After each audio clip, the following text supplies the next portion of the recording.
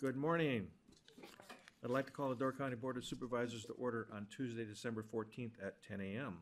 Would you please join me in a pledge of allegiance to the flag? I pledge allegiance to the flag of the United States of America and to the republic for which it stands, one nation, under God, indivisible, with liberty and justice for all. Roll call.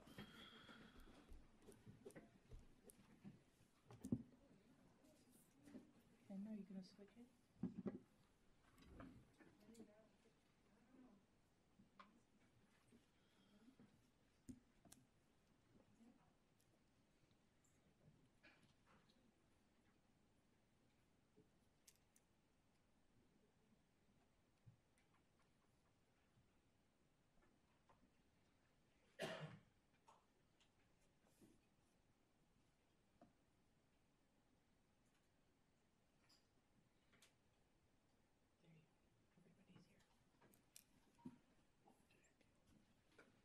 All right, we have 21 present. Thank you.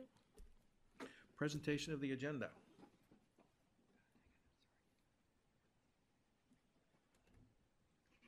We have a motion and a second. All in favor? Aye. Aye. Correspondence. Does anybody have any correspondence to add? Public comment. Okay, we do have another individuals online. If you are,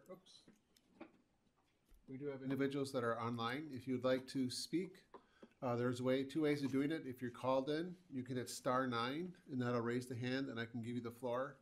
Likewise, if you're viewing us online, you can raise your hand on the system and I can give you the floor and allow to speak. So I will ask 3 times if there's anyone who'd like to speak. We do have one individual who called in. I will, with the last digits of 513, you have the floor. You have 3 minutes to speak. You have to, I think you have your phone muted though. There you go. Good morning. Can you hear me? Yes. Hi, Donald Fricks, 8305 Quarterline Road, Fish Creek, Wisconsin. Happy December to everyone, and thank you for the opportunity to speak remotely, and I hope it continues.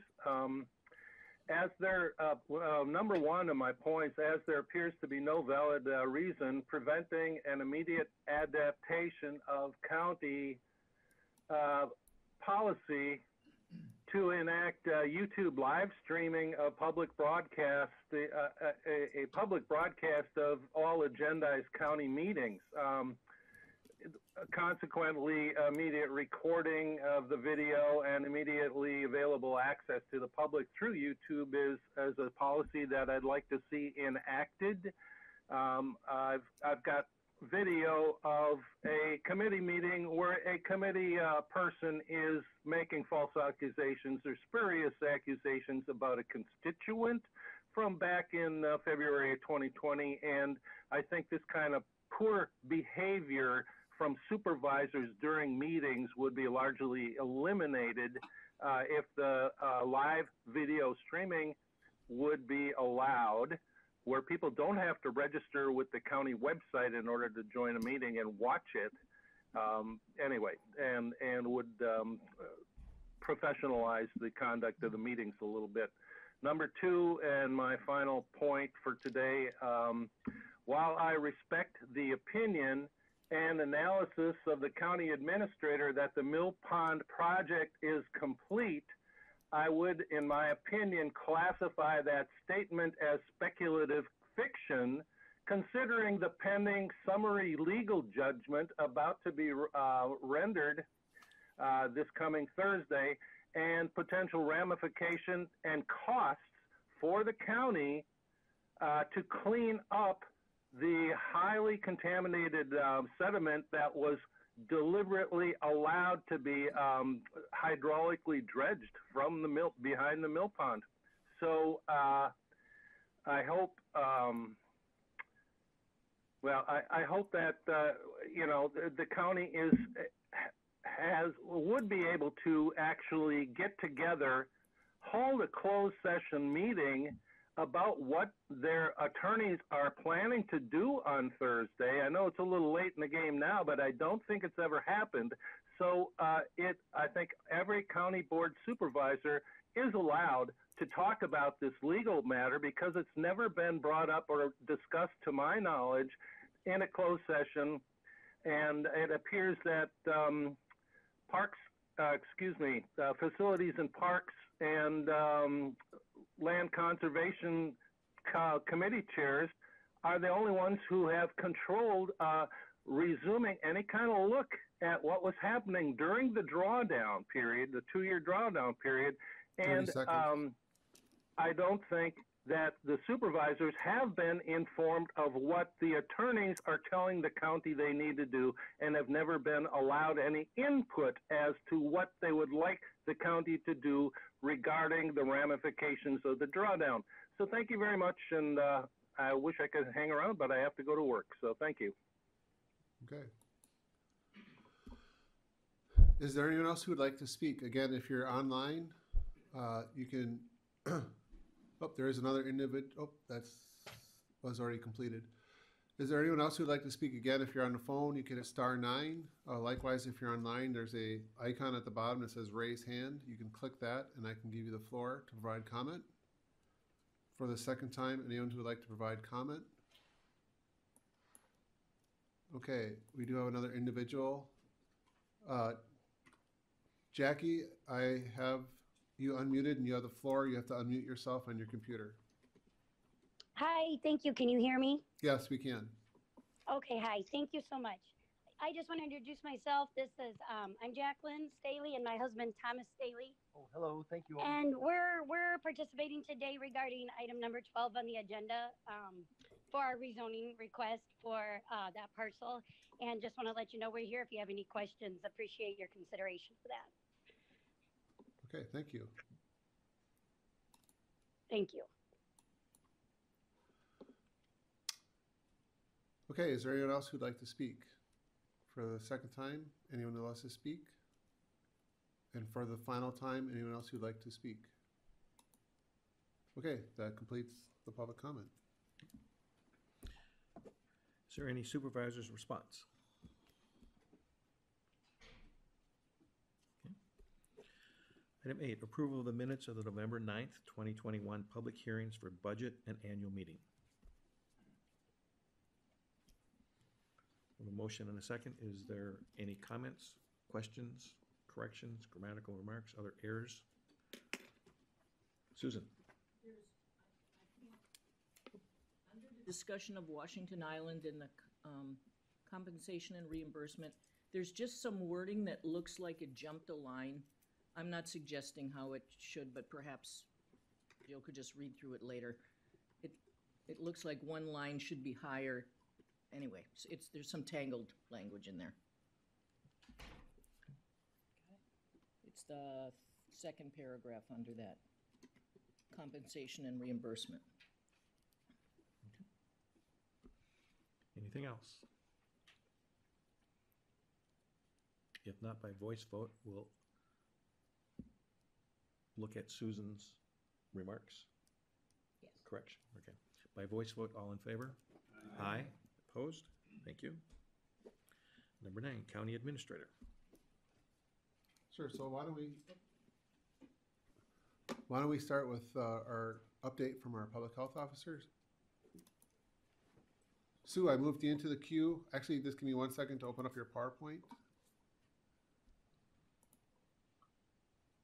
Okay, can you hear me okay? Yes, we can.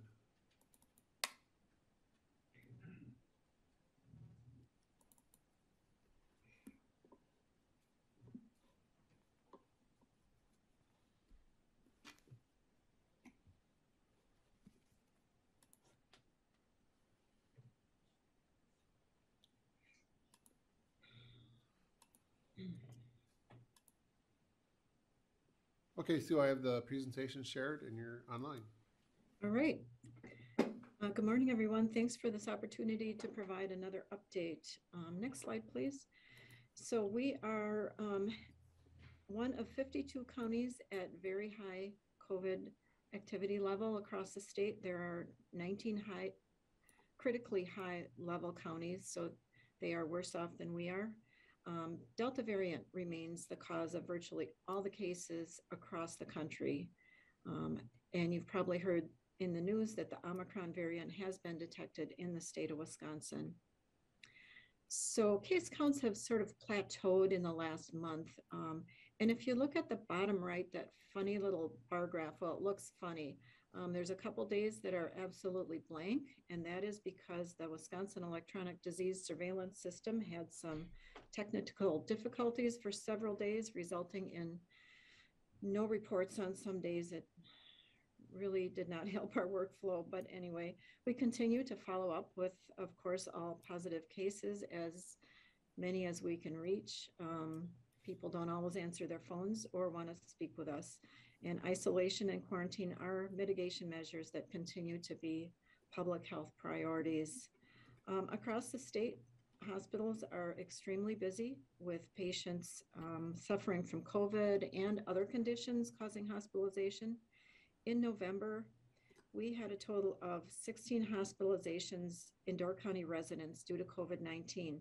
This is the highest number of hospitalizations for COVID we'd had in 1 month all this year. It's the most in 1 month since December of 2020.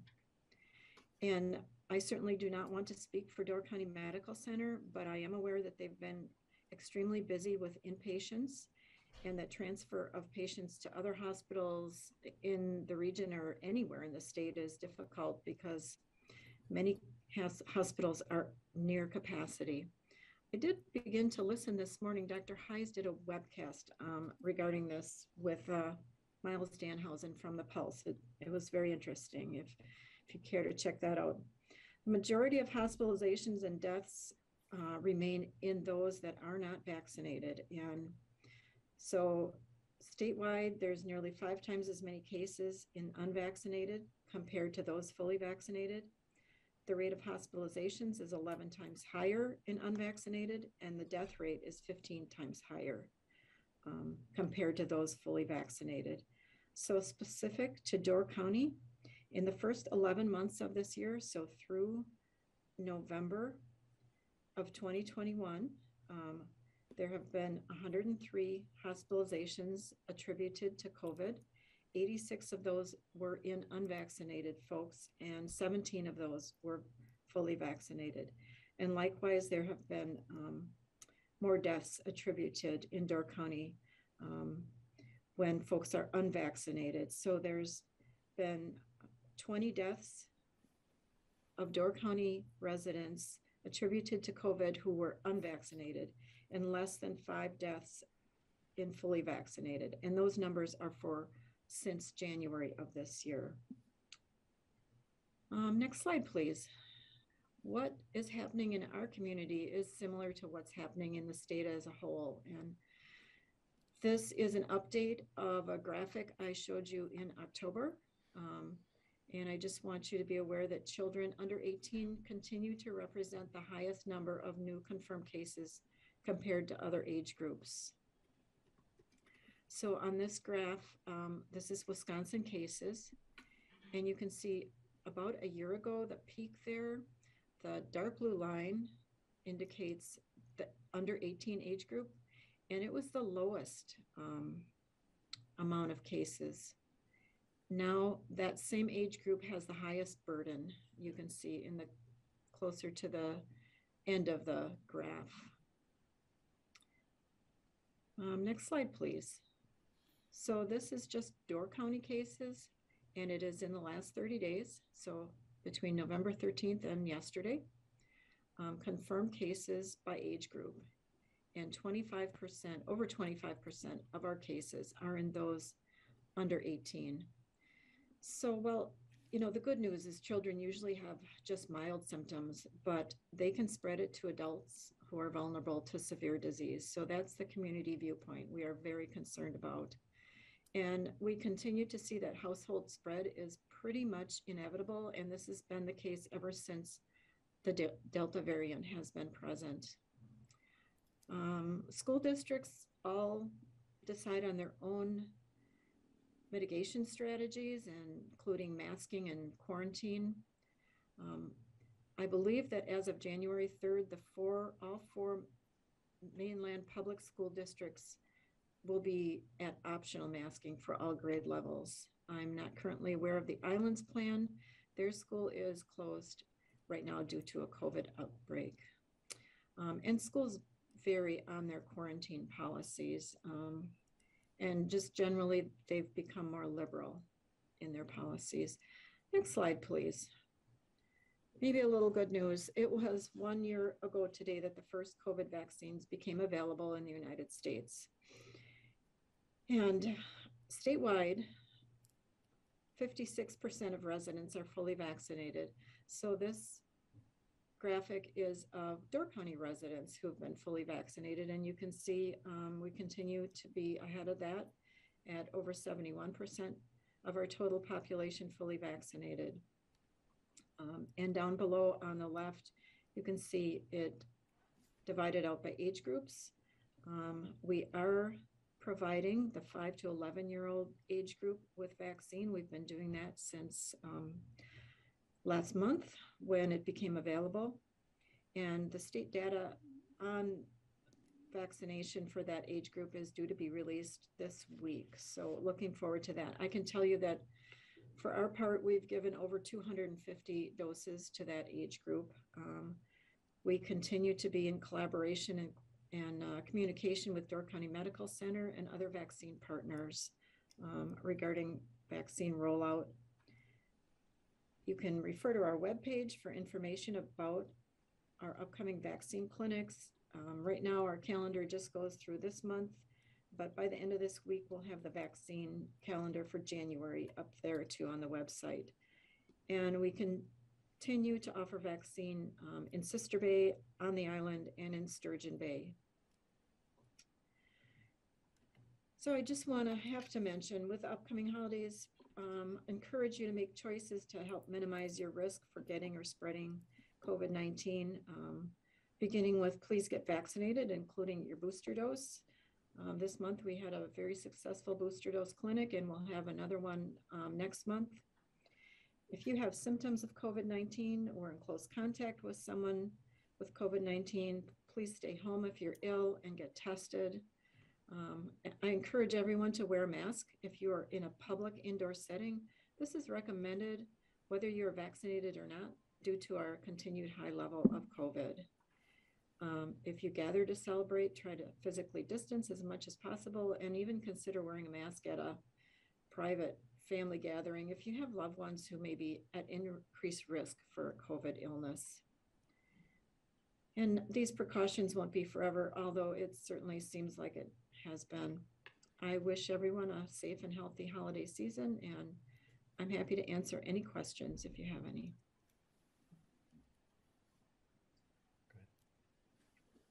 Elizabeth? Thank you, Mr. Chairman. Hi, Sue. I just wanted to thank you. I participated in the got my booster shot Thursday at your clinic, and I just had to comment how well run it was. From the people at the door and who helped with paperwork. It was a walk-in clinic, and there were a lot of people. It was snowing, but they managed to get everyone processed. I was being a baby because I had a bad reaction from my second shot, and the nurse talked me through it and assured me it might not be as bad and what I could do to take if it was. And then I was ushered back into this very room, and on the screen we had soft Christmas music and a fireplace, and an RN gentleman who was reassuring and keeping time for everyone. So just first class. My boyfriend in Green Bay said he had his booster that day, and they just shoved him back out and wherever he had it. So we got first class treatment, and you're processing a lot of people, and I really, really appreciate what you do. Thank you. Thank you so much. Vinny? Glad to hear that. Thank you. Thank you as well for all of the work with everything that's been involved with COVID.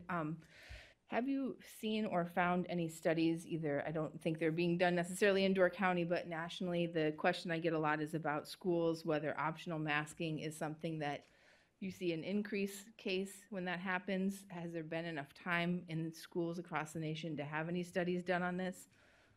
Just wondering if you have any information. Thank you. Yeah, really good question, Vinny. There are a number of studies out, and they are on the CDC website. So you might want to look there. I could also email you some if you'd like. But in general, masking does work. Universally is the best route. I can tell you with confidence and certainty that the school district that's had, well, the island has had the least cases, right? Because they're a really small school and they didn't have any cases in their school until this month. But for the mainland schools, Gibraltar has had the least number of cases. And again, they are a smaller school, so it's probably not fair to compare them to the larger school districts, but significantly less cases at Gibraltar, and they have been the ones with the strictest masking policies. So that is not very scientific. It's really anecdotal, but that's our experience. Maybe that's helpful. Thank you. Nissa? Thank you. Morning, Sue. I was wondering if at some point we would also get data on what our percentages with booster shots. I realize that it's still kind of newer, so a lot of people haven't gotten them or just starting to get them, but I was wondering if that at some point would be added to the percentage of how many people are vaccinated. That's another good question, Nissa, and one I've wondered, and we rely on the state for those data points, and they have not been working on that. They want to get the 5 to 11-year-old age group up and running, and it has been something that we health officers have asked the state to provide, so we will see. We have not kept track of that on a local level. Thank you. Anybody else? Okay, thank you very much, Sue. Thank you. I'm sorry, I missed, hold on. Bob? Thank you, Mr. Chairman. I just have a question, I guess, for us, like, what's going on with our operations, like in this building? And I guess maybe my specific selfish question is, are we looking at sitting in the chambers all together next by the January meeting, or what's our thoughts about us being able to kind of get back to normal? Thanks. I guess, again, for right now, I'd talk with both Sue and Joe in terms of what are some of the best practices. Obviously, we're still doing the advisory in terms of masking, obviously is being recommended, but in terms of our operations, we're still trying to practice the distancing. So with the numbers being that they are right now, with them also peaking, I guess I foresee us staying in this format at least through January, and we'll assess it each month in terms of the format that way moving forward.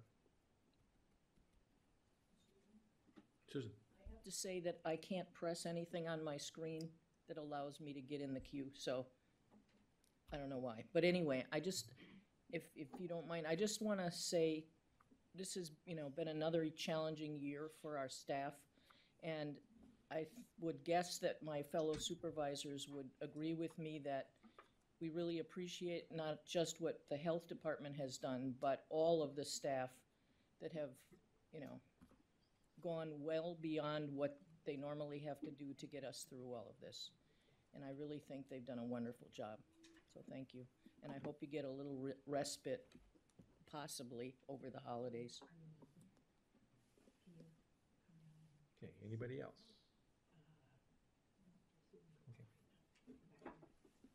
Okay, then just to, I guess, finish up then the rest of my report, I'm going to stay with COVID just for another minute, just in terms of our operations. It has gone through both the Health and Human Services Board, but also the Administrative Committee. So if you think about it, just in terms of an update, we've been dealing with, COVID now for almost going into 2 years in some form or fashion. So, but the one thing that we looked at during the budget process is what should we do in regards to our COVID operations. And again, part of the discussion during the budget process was this in terms of staffing and how we do that.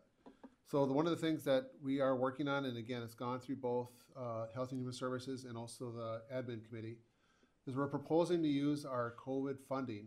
And now this is not the ARA dollars. So when you think about the pockets of money, there's the ARA dollars that came into the county. We have that money segregated.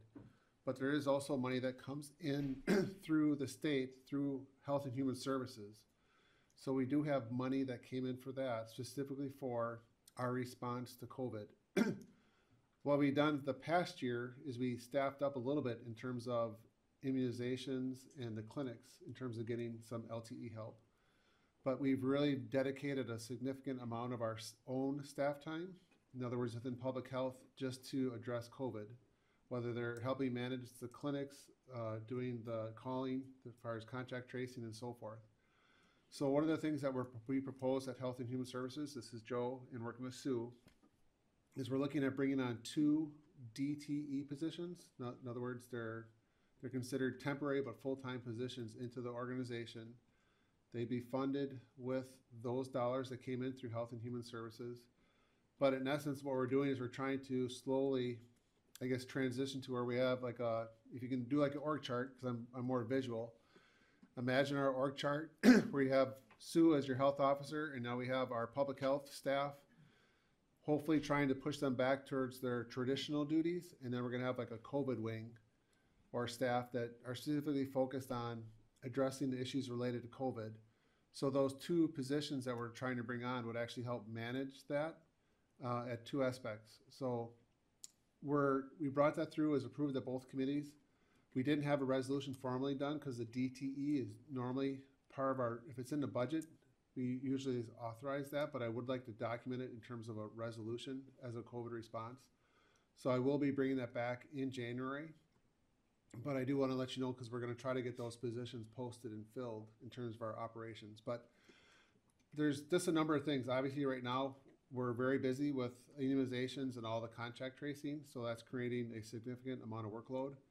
But again, on our other side of the house, Sue is responsible for updating their 5-year plan. And we put that off for a year, and the state's now saying that we need to get those projects and reports done and compliant. So we actually need to start getting our staff back to doing some regular program functions. They've been doing significant amount of work on COVID in terms of their hours and allocations. So I just wanted to provide an update to the county board on that.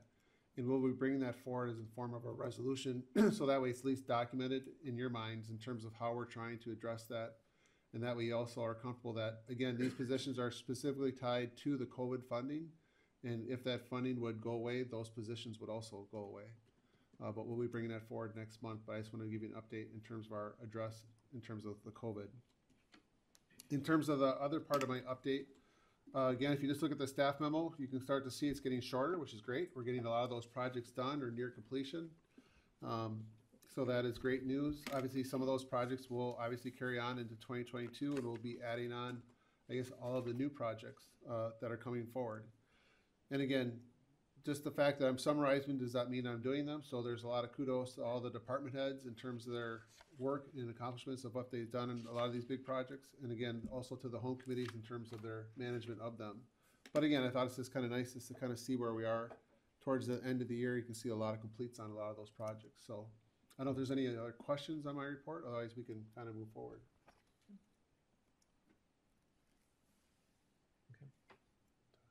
Todd? Yeah, in regard to the COVID funds that you're talking about for these DTE positions, what kind of dollars are you talking about from a funding perspective is the county seeing? Not the CARES Act, but those kind of monies. I think it was presented at finance. We still have about $700,000 left in terms of funding that's come through Health and Human Services that's available for operations that way. And when Joe did the analysis based off all of our contact tracers, the nurses also doing the clinics, and if we'd add these 2 positions, we have funding for about 2 years. So for 2022 and then 2023, depending on what happens. Thank you.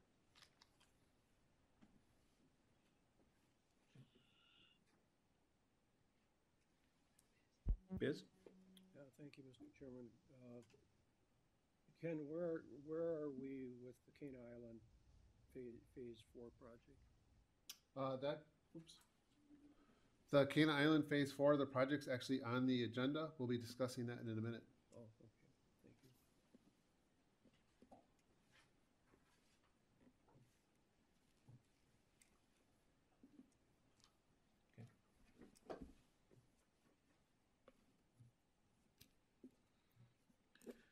Any business and updates, resolutions? Resolution 2021-82, approval of gift, grant, and/or donation, U.S. Forest Service grant for priority invasive species control. Mr. Fisher. Thank you, Mr. Chairman. I'd like to make a motion to adopt resolution number 2021-82, the approval of a grant from the U.S. Forest Service for priority invasive species control. Line 17, it gives you the amount, $50,000. There's going to be matching monies from the department. That's on line 20, 25% of $12,500 in match monies to control. Let's see, where is it? Invasive species: Phragmites, wild parsnip, teasel, and Japanese knotweed in the county. Okay. Any questions? If not, we'll go to the voter board.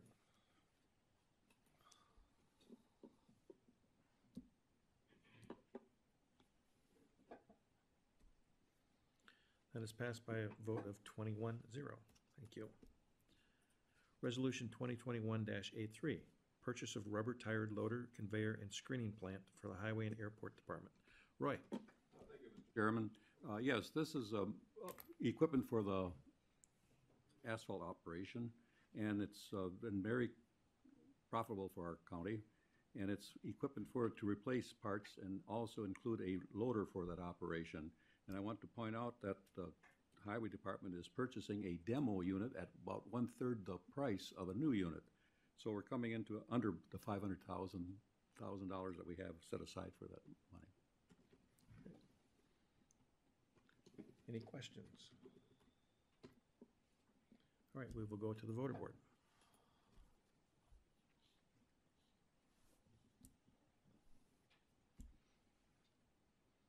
That is passed on a vote of 21 yea, 0 nay. Resolution 2021-84, approval of agreement with fixed base operator at Door County Cherryland Airport. Roy. Thank you, Mr. Chairman.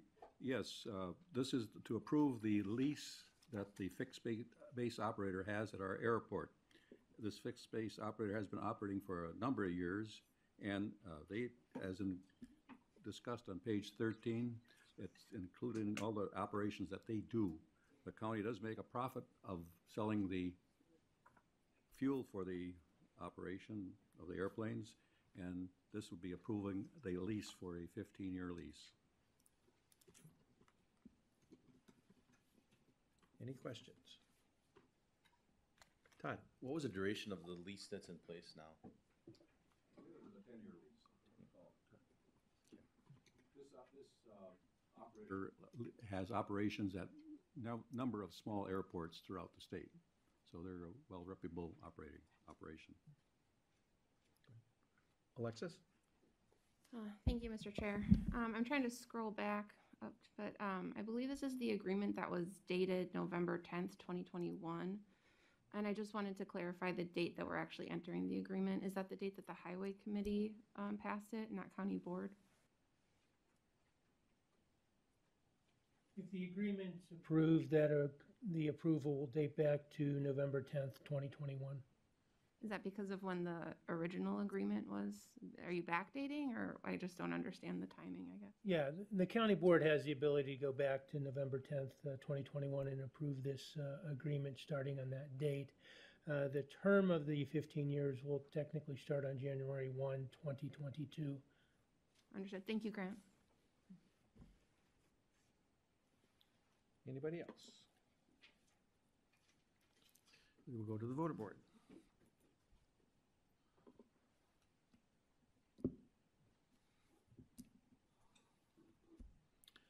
That's passed on a vote of 21 yea, 0 nay. Resolution 2021-85, lease renewal of Wisconsin DNR George K. Pinney Park. Dan. Yes, this is a lease with DNR on George K. Pinney Park. We actually don't own it. It's a lease for, I think, a number of years. And we had a lease, it started 91 or something like that. And it's expired, and this is to extend the lease. I don't know why February 28th, 2034 they picked. Was there a reason for that, or was it 20 years and backed up, or what?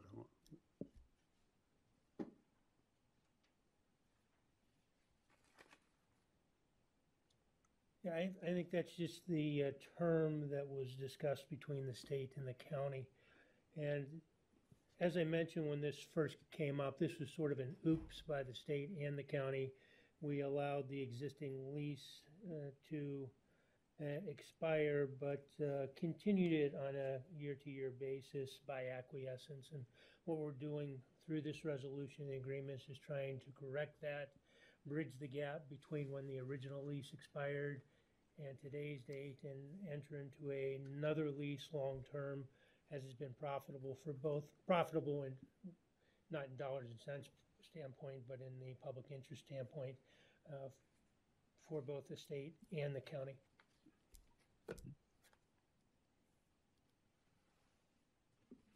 Any other questions?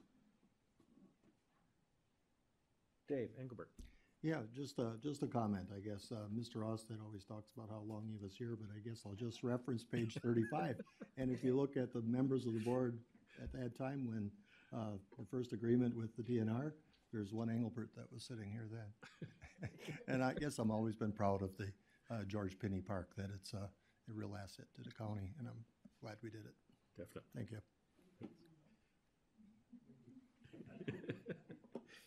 Anyone else?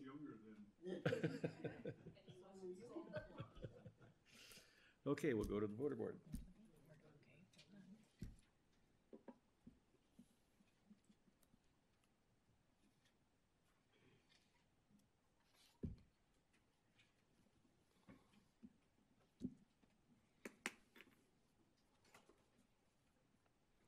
That is passed 21 yeas, 0 nay. Resolution 2021-86, transfer of non-budgeted funds for the Canaan Island Restoration Phase 4 per 65.90 Wisconsin statutes. David Engelbert. Yes, I'll make a motion to approve resolution 2021-86. It went through the facilities and parks and then to finance this past week, or a couple days ago, last week, I guess. If you look at page 35, I think it kind of explains the financial end of it, that we're advancing the money to the Parks Department to proceed with the work at Cana Island, and that pending the donations and grants that they may achieve, there's a couple of variables as to how it'll be financed, but we are advancing the money and the project can proceed. Sure, go ahead. So David did an excellent job, but let me just give a little bit more detail on the financial aspect, just so you're aware.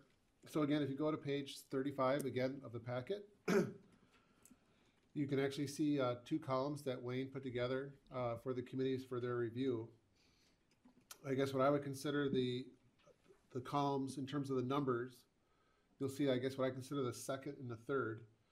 So again, if I start at the beginning, just really quick, when we bid this out in spring, we got a bid of about $976,000. And we did not get the grants that we anticipated, so that project was held off. So Wayne worked with IML, and they're estimating an increase of about 12%. So the budget's at 1.1 million. So then really what you're seeing is there's 2 options that you'll see. The first set on the worksheet shows you the funding that's in place or in hand. That's the $398,000. Then you'll see the difference is that the Door County Maritime Museum is working on 3 grants that could total up to $600,000. But you'll see in the column next to it, if they don't get it, it could be a potentially 0. So it could range from $600,000 down to 0. So in essence, the county would potentially advance either $100,000 or up to $700,000 for the project to be completed. Based off the revenue that the Maritime Museum is projecting or averaging over the past 3 years, we are expecting a 3-year payback for the project, even at the $700,000 mark. So again, the reason why we're recommending it is this based off the window of time Again, they have now completed their payback on our initial bridge for what was considered the phase 3. So again, this is what's considered phase 4. So they're looking for the same opportunity to start this project in 2022 and get it completed. So that's what the resolution is before you, in essence, saying is that we're willing to allocate up to that amount to advance it to them with the understanding that that money will be paid back, quote unquote, to the county over a 3-year period. Questions? Bob? Thank you, Mr. Chairman. So just to be clear, so the phase 3 is all paid up? We're good with that. So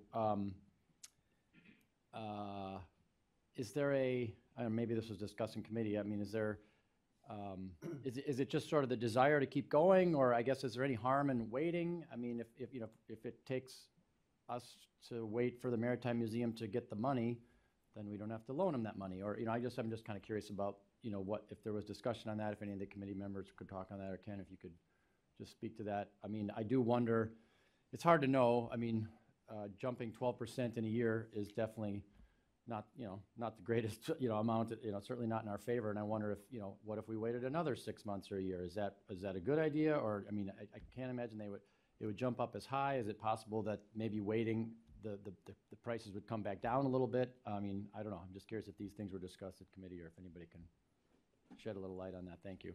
Sure, I can give you some quick context, and Wayne or someone else could also jump in. The 12% increase, this is an anticipated increase. We're not sure where that is in general. The one thing that is a little bit time sensitive, if you look at that sheet, we do have the Nelson Family Fund, that $250,000 grant. That has to be spent in 2022. So there is some time sensitive in the sense that if we don't get started, we'll actually lose money in terms of the grant funding. So the question is well, can we go back out and get more potentially? But again, just based off the trend, and again, just based off our trend so far, the pricing for restorations getting, I guess, more expensive. So it was discussed at Facilities and Parks that although we could wait and try to get more funding, we're also spending more money because the cost continues to increase. So I think the committee felt comfortable based that the money has now been paid back to actually proceed with the project and go forward. So, thank you, Ken. Oops, sorry. I did word my mistake. Sorry. Biz? Yeah, thank you, Mr. Chairman. So by approval of this, then that will allow phase 4 to go out for bid. That is correct. So I can't see waiting. If we wanted to go out for bid, we should do it now. Okay. Morgan? Just a quick question back on page 35. You have the secured funding, which is from the Maritime Museum. Those grant requests that are pending, are those also Maritime Museum requests, or are any of those county requests? Those are our 3 grants that are being submitted by the Maritime Museum. Okay, so that June 2022, is that due, or is that when it's awarded? That's when it's awarded. Okay, do the other 2 have award dates too, or are they rolling? I do not have the specific dates on when those are awarded. Okay, that's okay, thank you. Any other questions? All right, we will go to the voter board. And I was just informed this takes a 2/3 vote.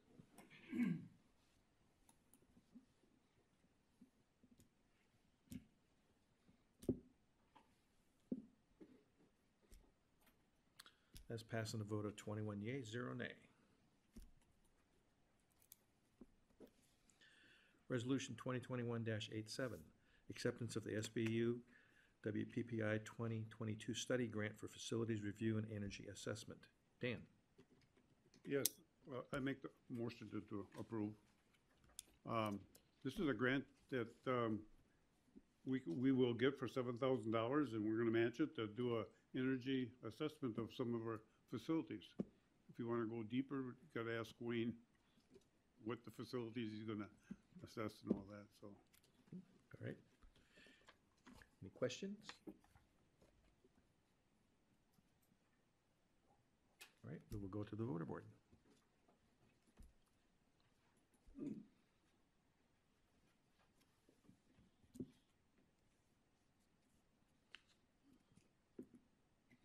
That is passed by a vote of 21 yea, 0 nay.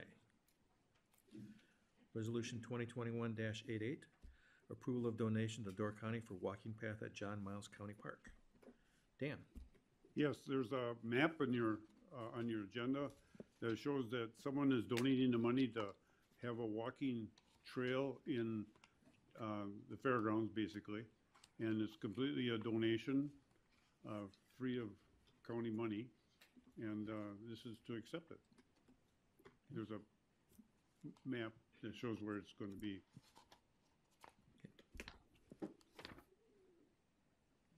Megan?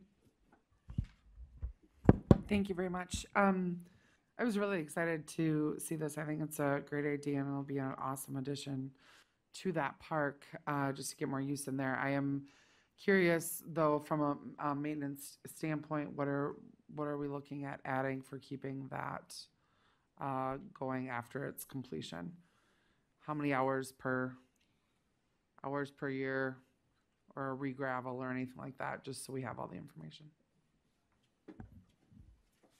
Sure, good question. It's actually going to be asphalt, so our maintenance will really be minimal. Some people have asked about snow removal in the winter, and sure, that can be added to the list when all the other priorities are done. Are there some residual dollars involved in that? Yes, but I think it's pretty de minimis. Awesome, thanks. Rodney? So it's a great idea. I think we need more trails, place to walk, ride bikes, and I like the comment about that you said about the snow removal. I think that should be considered. I moved from Colorado, and I'd say our taxes were a lot less actually. And the one town I was in, we had like a lot of miles of trails that were plowed, so you could use bicycles. I think it helps with the virus and things like that people, I don't know, getting outside is just good for your health. But anything having more trails is great. So thanks for your work on all that. Nissa? Thank you. I just think it overall would be good for the ADRC. Anybody who goes for lunch and wants to go have a walk after lunch, but doesn't necessarily want to be using the equipment in the little gym that's there. I think seasonally it'll be wonderful just for the retired people that have lunch to take a walk afterwards. Thanks. Anybody else?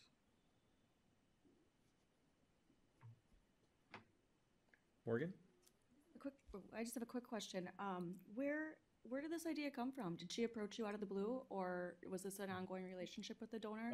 So just a little background. Yeah, so no, that's a good question too, because it's important. The donor actually approached Jake Okay. at the community center there, and Jake said, "Hey, we have this idea.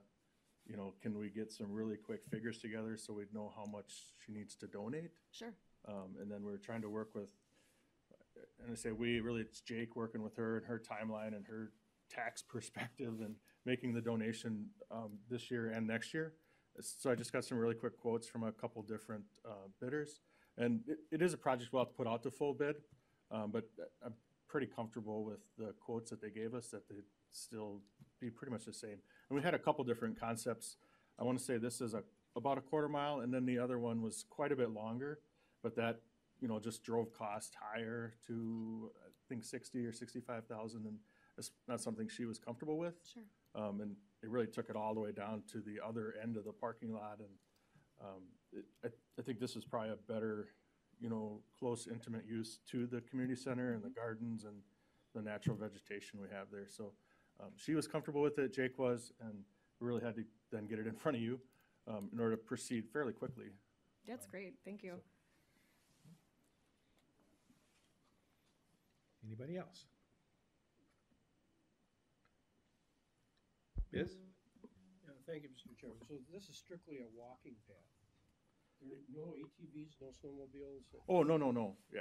I Strictly mean, a walking I'm sure someone might have rollerblades or whatever, or maybe they have a bicycle, they could certainly do something like that, but the intended purpose in the donation is for the folks that use the community center or anyone else after hours. So there are quite a few people that I see after hours when the place is closed in the summer that are just walking around the parking lot. and the park in general. So this is just one more opportunity for them. Thank you. Roy, are we planning to add trees or any shrubbery on that walking path? Yeah, they're kind of hard to see on that concept drawing, but they are outlined in black. And there's some funding available within those donation dollars to put those trees in. I think I have a bench there, and then we have a culvert that we have that we can repurpose from another job that we had for a small swale that normally gets water. So. Any other questions?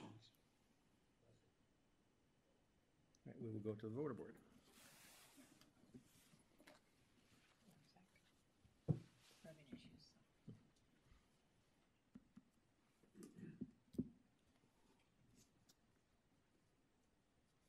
As passed on a vote of 21 yeas, 0 nay. Resolution 2021-89, proclamation designating the month of January 2022 as the Fair Housing Month. Grant, Ken? Thank you. We have a motion. Oh, we do. I'm sorry. Yep.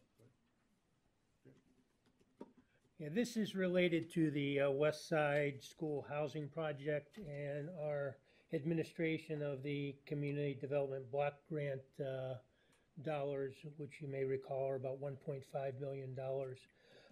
One of the things we have to complete in order to be eligible or to have the money released to us are fair housing actions. This proclamation is the last fair housing action we need to complete in order to ensure that those funds will actually be released, and that's why we're bringing it forward this month.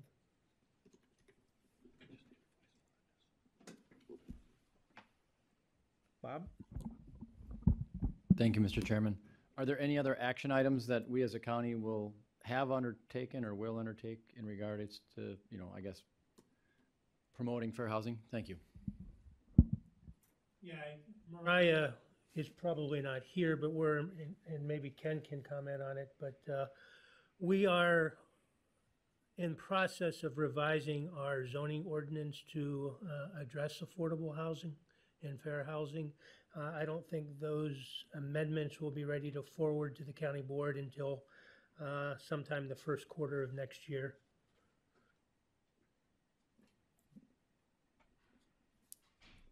Kara? Thank you, Mr. Chair. I had sort of the same line of thinking as Supervisor Voltman. It feels like I love all the words, but it just doesn't seem like there's a whole lot of action behind it. And I'm grateful for your explanation, because I was reading it, I didn't know where it was coming from or why, who had proposed it or what it would do. So that makes sense that we need it for the grant. But I would hope that this could just be a stepping point for something bigger and more actionable items. Thank you. I can just add that there will be more action items. Obviously, one part is the zoning code, but if you recall from the retreat, there's a number of different housing initiatives that are, I guess, that are moving forward, that are still being worked on by Mariah, and hopefully some of those will actually start to come forward in January. So there are a number of different initiatives in terms of trying to address housing in the county that will be coming forward. So I would concur with you 100% that this is a good step, but hopefully there's a lot more to come.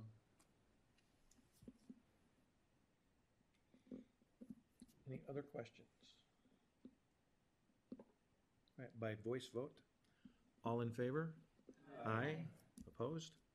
Thank you. Resolution 2021-90, appointments to committees, commissions, and boards.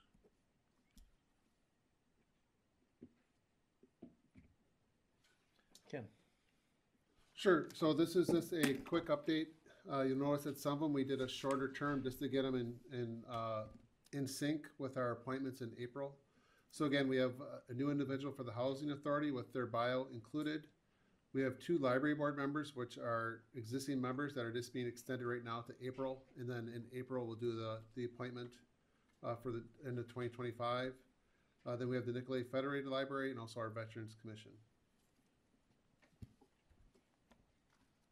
Any questions? All right, by voice vote, all in favor? Aye. Opposed? Thank you.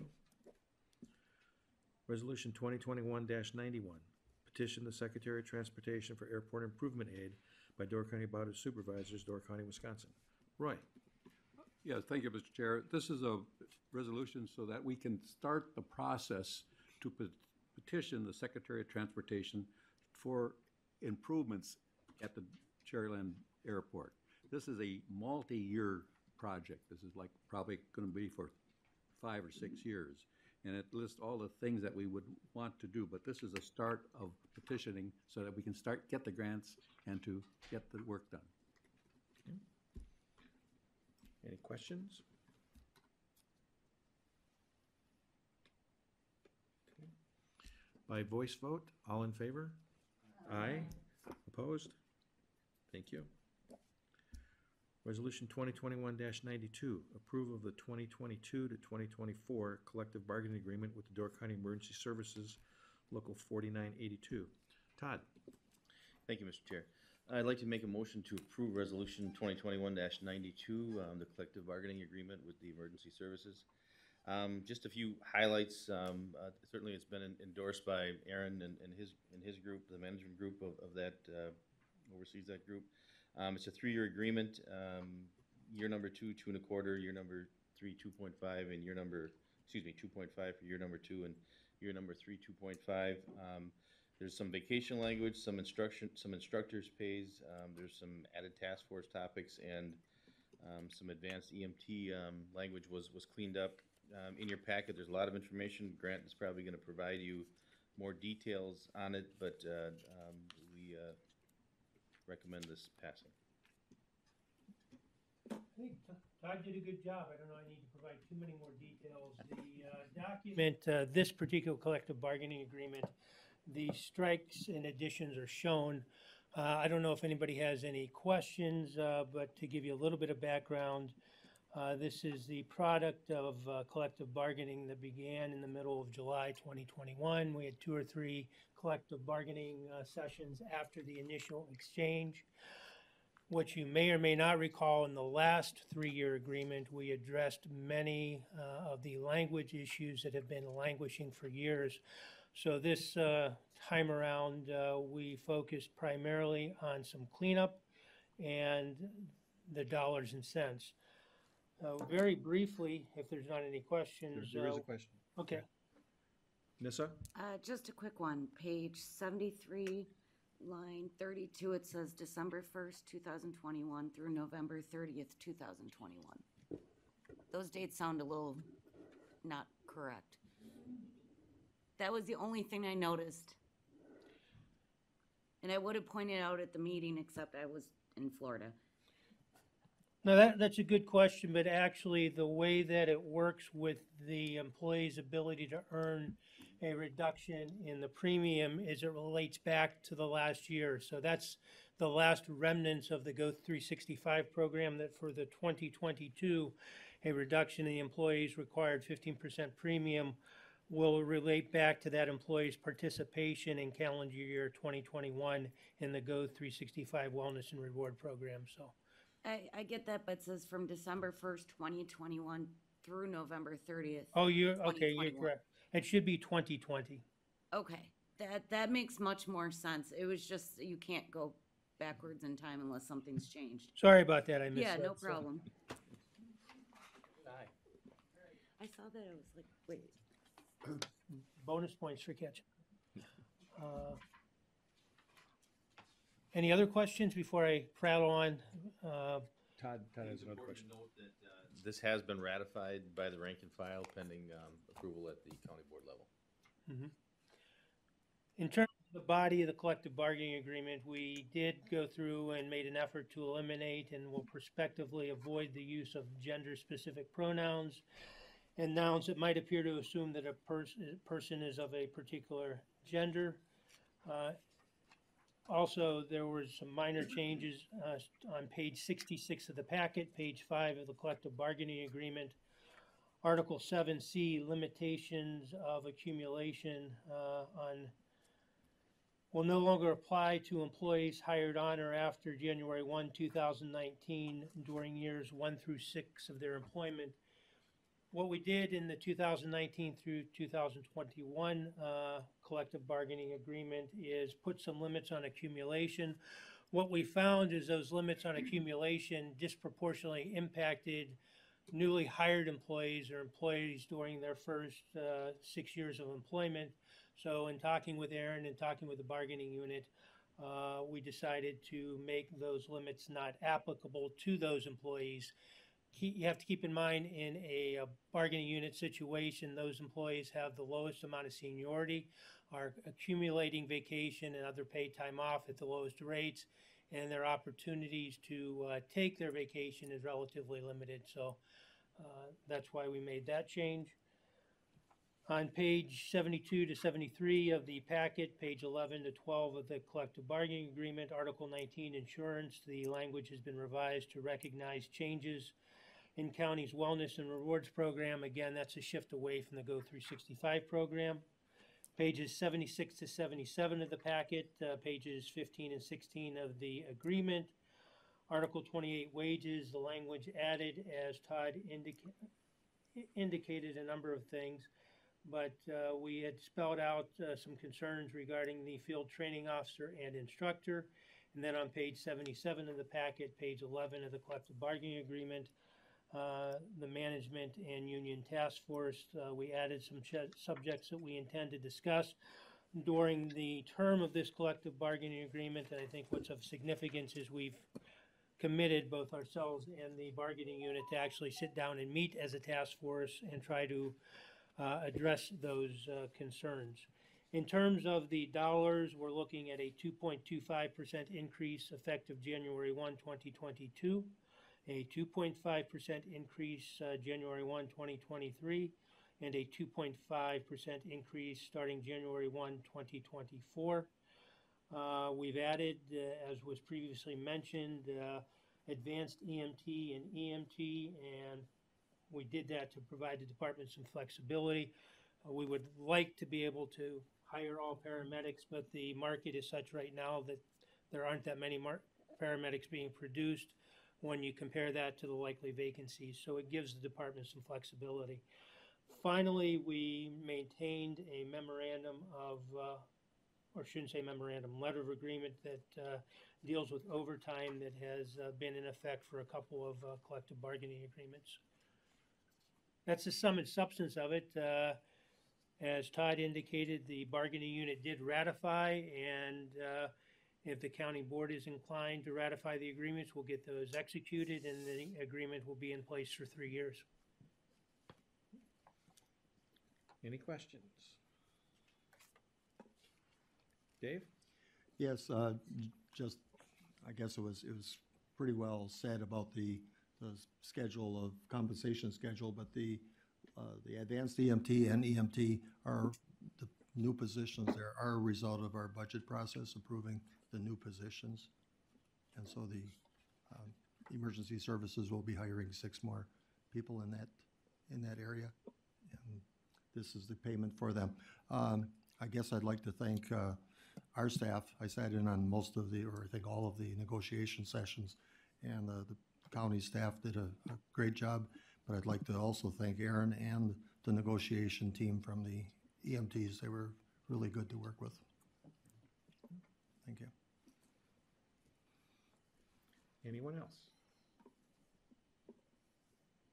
All right, we will go to the voter board.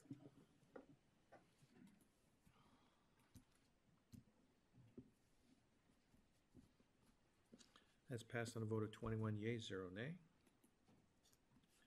Resolution 2021-93, approval of the 2022 to 2024 collective bargaining agreement, Door County Sheriff's Department Association. Todd? Yes, thank you, Mr. Chair.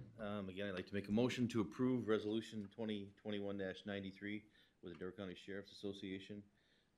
Again, much like the EMT group, it's a 3-year agreement.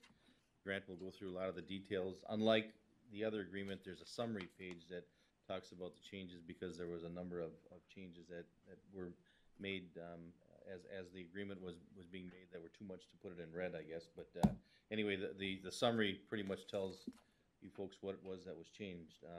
Numerous memorandums of agreement have been cleaned up.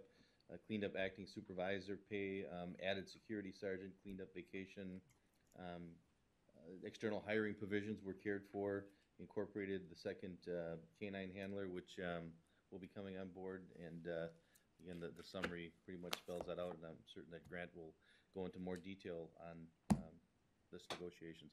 Like David, I agree.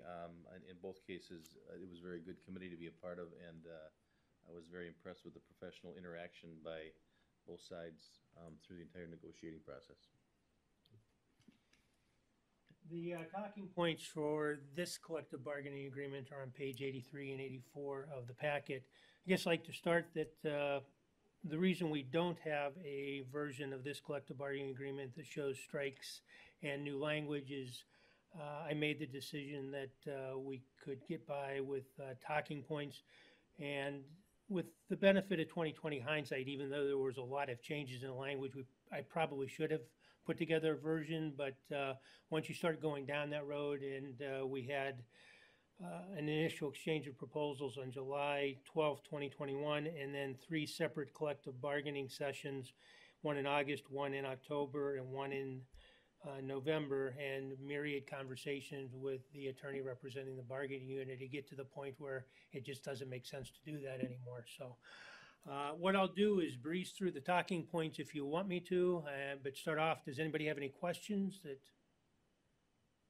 Okay. The term of this agreement, like the other one, is 3 years, January 1, 2022 through December 31, 2024. Wages in Addendum A represents the aging of the compensation schedule. Did things a little bit different with this bargaining unit. January 1, 2022, there's a 2% increase. January 1, 2023, a 2.5% increase. January 1, 2024, a 2.5% increase. And then on July 1, 2024, a mid-year 1% increase. So what that represents is for January or for 2024 is a 3.5% increase, but only a lift for half of that year. So you do that sometimes when you get to the point when you're nearing the end of the bargaining process and you need to bridge a gap. And what we did here is said, okay, we'll give you that 1% increase for half the year in 2024. Of course, that entire 3.5% increase is built on forever. And the reason why the Door County Deputy Sheriff's Association received a little bit more generous lift in terms of their compensation schedule is there was more give and take this time in the language of the collective bargaining agreement, and we thought we had gained some things that required, quite frankly, a quid pro quo. Some other things we did was we differentiated between security deputies and security sergeants hired on or after January 1, 2022. What you will note is those hired prior to January 1, 2022 will remain where they were, and those hired after January 1, 2022 will be in level G and level H, which prospectively, as people go out the door, will represent bigger savings to the county because the employees coming in are going to start at a lower rate. So we also placed the investigator sergeant in level C, made that separate and distinct from the patrol sergeant. That is because we made some adjustments in terms of an equity adjustment to the investigator positions, a targeted wage increase of $1,500, and we needed to separate out the patrol sergeant from the investigator sergeant to make that happen.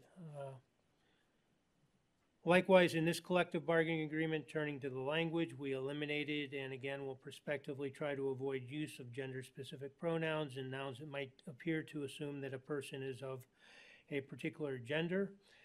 Section 6.9, appointed positions, we added the canine handler. There are now 2 canine handler positions, the mental health community engagement deputy, and the school resource officer positions. Section 7.01, vacation schedule. Prior, the employees accrued at a different rate depending on how many hours per year they worked. Now, all represented full-time employees of the Sheriff's Department will accrue vacation at the same rate. Added Section 8.04, holiday falls on regular workday. Court security deputies and investigators will no longer routinely work on designated county holidays that fall on a regularly scheduled workday. They will receive holiday pay only, not their regular pay and holiday pay. What had happened previously is those positions, particularly the investigators, would be working when everybody else was off. They would get paid their regular pay and would also get paid their holiday pay, and that simply didn't make sense. And the bargaining unit agreed with us in that regard, so we changed it. Article 19, insurance. Again, we added language to recognize the transition away from the Go 365 program, and also added language with respect to the part-time security deputies. Section 23.01, we added parentheticals, which is the language in parentheses, for part-time security deputies, recognizing the Door County Sheriff's Office list of pre-approved footwear, clothing, and equipment. And that was just to resolve some issue as to what was eligible to be purchased with the allowance and what wasn't. Section 26.05, field training officer corrections training. We adjusted language to incorporate a January 1, 2019 memorandum of agreement into the four corners of the collective bargaining agreement, and that language appears on page 21, lines 18 to 24. Article 30, compensatory time off.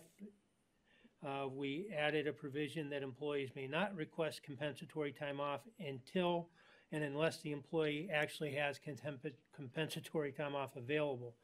The reason for that is within a bargaining unit, they bid for vacation based on seniority. And a more senior employee, anticipating that he or she will earn compensatory time off during the year, will bid, and by bidding, block less senior employees who have actually accrued paid off in their bank from being able to bid on times off when they want their time off. So we all kind of agreed it made sense that employees couldn't schedule time off until they actually had it accrued. Part-time security deputies are not eligible to earn compensatory time off.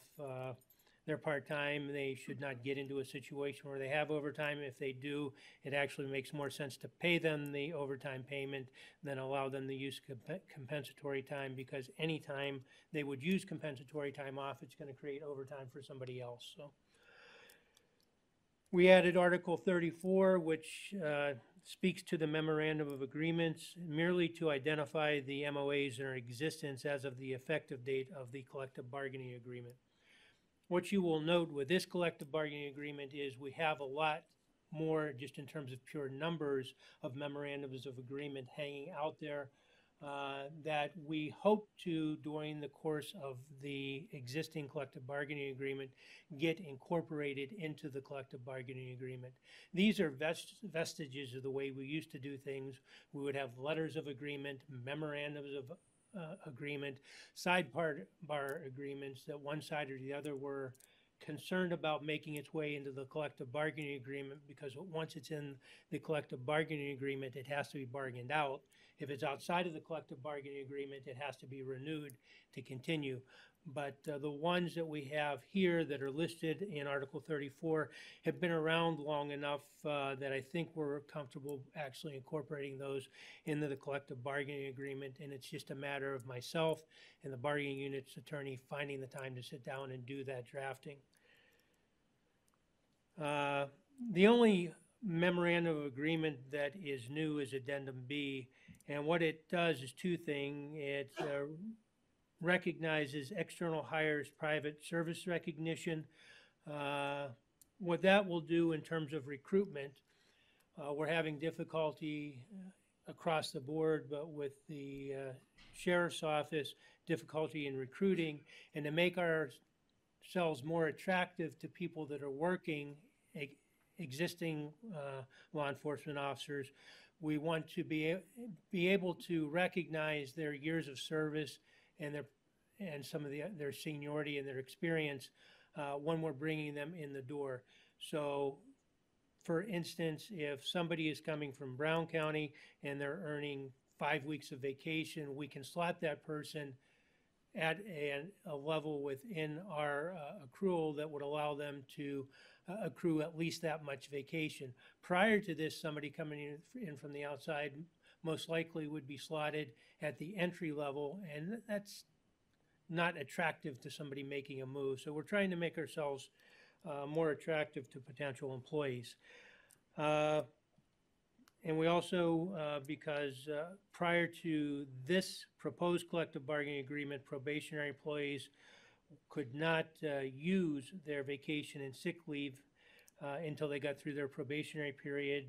That has been, I think it's safe to say, problematic for some probationary employees. And when you look at it objectively, it's probably not entirely fair. So what we've added is that probationary employees will accrue paid vacation and sick leave immediately and, subject to all other related provisions of the collective bargaining agreement, be eligible to use paid leave as it accrues.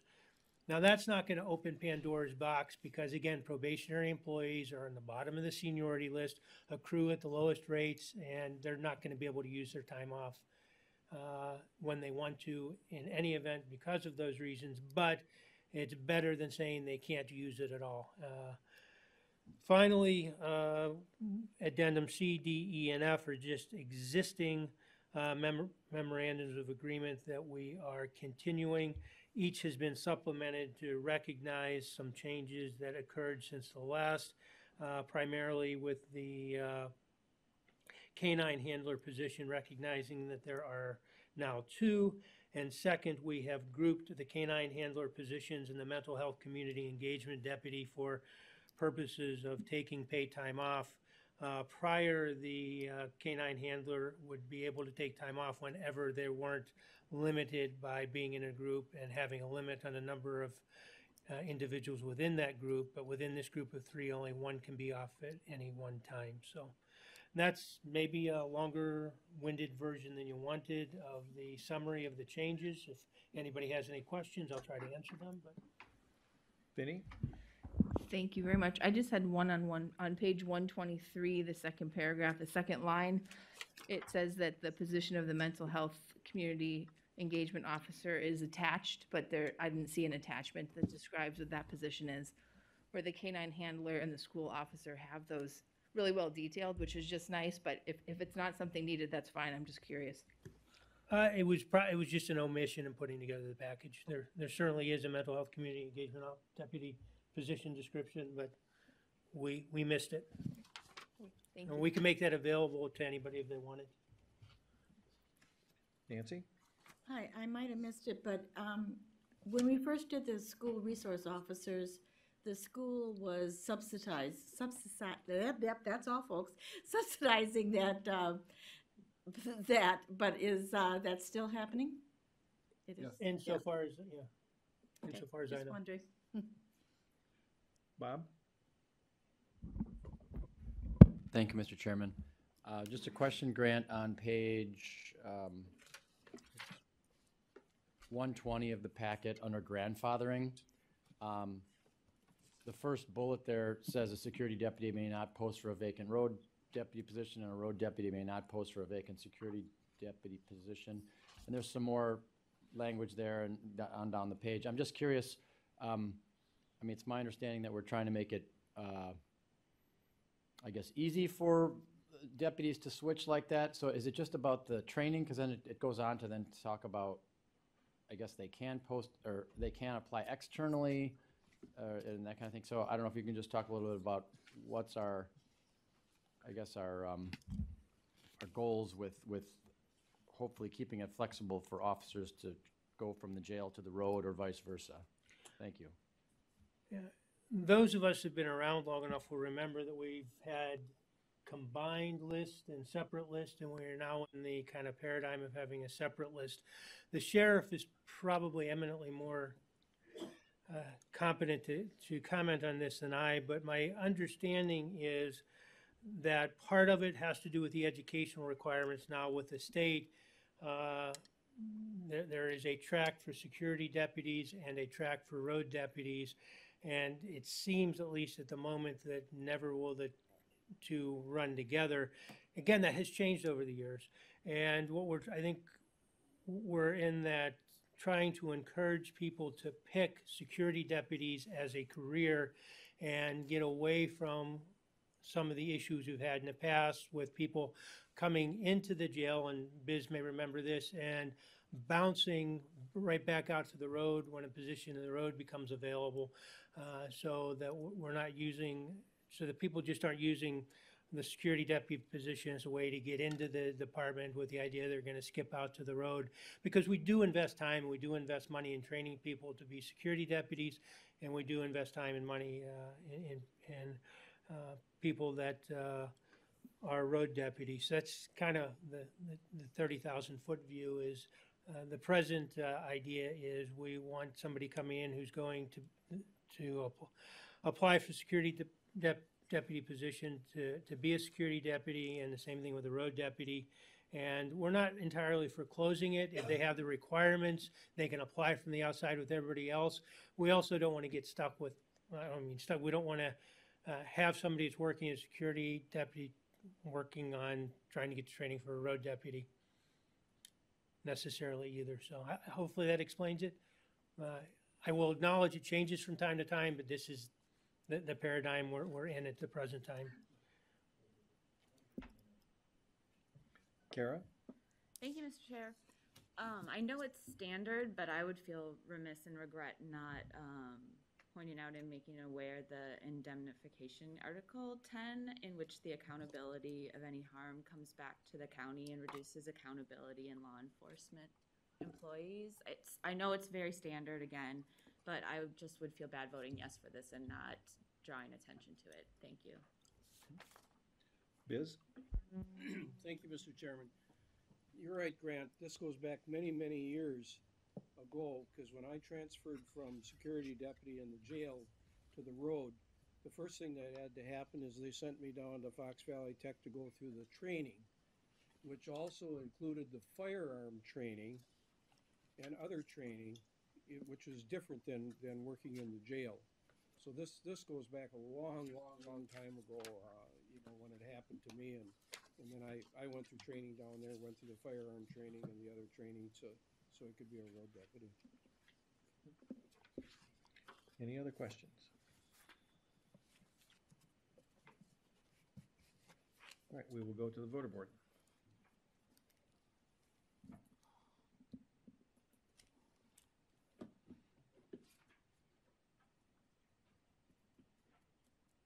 That's passed by a majority of 21 yea, 0 nay. We are going to take a 10-minute recess. Please be back at 11:35. Okay, we are now back in session. Moving right along, Resolution 2021-94, authorizing Door County to enter into the settlement agreements with McKesson Corporation, Cardinal Health, et cetera, et cetera, et cetera. And we have a motion and a second. I will turn it over to Grant. Well, I'm wearing out my welcome this morning, but this should be the last one. The resolution authorizes Door County to enter into the settlement agreements, the allocation memorandum of understanding, the Attorney General's memorandum of understanding, and to establish the county's opioid abatement account and establish the attorney fee disbursement account. So really, we're talking about 4 documents: the distributor settlement participation form, the Janssen settlement participation form, and then the 2 memorandums of agreement or understanding we talked about. I'm going to hit the highlights on this, and if you have any questions, interrupt me. This has been pending for a relatively significant period of time. We authorized this back in 2017. It involves truly a nationwide settlement, and from Door County's perspective, we have 3 law firms, Von Briesen and Roper and Krieger Dickinson being the local law firms, and Simmons, Hanley, and Conroy being the out-of-state law firm that's been representing the county. The basic terms provided here are, from the distributor standpoint, we'll pay a maximum of $21 billion over 18 years. A lot of money over a significant period of time. J&J, who is Johnson & Johnson, will pay a maximum of $5 billion over no more than 9 years. Of this $26 billion, approximately $22.8 billion in settlement proceeds are payable to state and local subdivisions. Keep in mind, this is a 60,000-foot view. This is all across the United States. The settlements allow for a broad range of approved uses. Exhibit E of the Master Settlement Agreement talks about those uses, and it's limited to, for local governments, to spending the money to abate the opioid epidemic. The settlement also provides for injunctive relief that requires important changes to both the distributors and J&J's conduct to hopefully better protect our nation's health and welfare. The settlement does it in 3 ways, through creation of a clearinghouse through which the distributors will be required to account not only for their own shipments, but also the shipments of the other distributors in order to detect, stop, and report suspicious opioid orders. Johnson & Johnson, which voluntarily ceased marketing opioids in 2015 and ceased selling opioids in 2020, will not market or sell any opioid products in the next 10 years and has agreed to cease lobbying concerning prescription opioids for 10 years. Johnson & Johnson has also agreed to make the clinical trial data for its discontinued opioids available for medical research.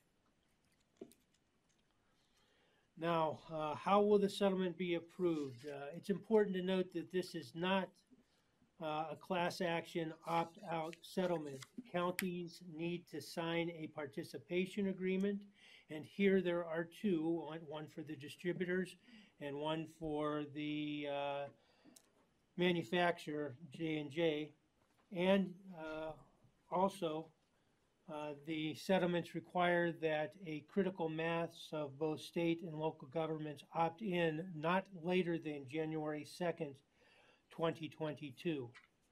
After January 2nd, 2022, both sides have options to walk away if there is not enough participation. And that's important because participation levels affect how much money settling parties will receive. About half of the funds are in the form of incentive payments which grow with participation. We need nearly 100% participation in a given state to get 100% of the money.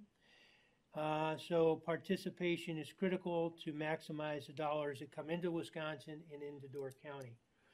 In terms of a time frame, I think it's important we take a step back. This settlement started to materialize around November 4th. On December 2nd, we got to go ahead to go forward with this. And the Joint Finance from Wisconsin, anyway, approved this, I believe, on November 29th. So right now what we're waiting for are the parties who are participating in the litigation to agree on the settlement. From a statewide perspective, 71 of the 72 counties are participating. The only holdout has been Polk County, who never participated in the litigation at all and have not opted in. So they are the one holdout. What we hope again to get is 100% participation of those counties and other local units of government that are actually participating in the litigation to maximize our recovery. Obviously, Door County has the option not to participate. If Door County would choose not to participate, it would be immediately in active litigations with deadlines that go out 90 days. Within that 90 days, we would have to do all the work that we would need to do to move forward with the civil litigation.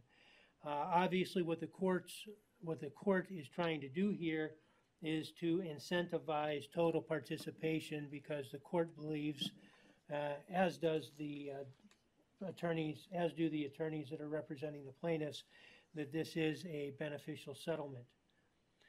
So what do we need to do to participate? One is adopt the resolution that's before you.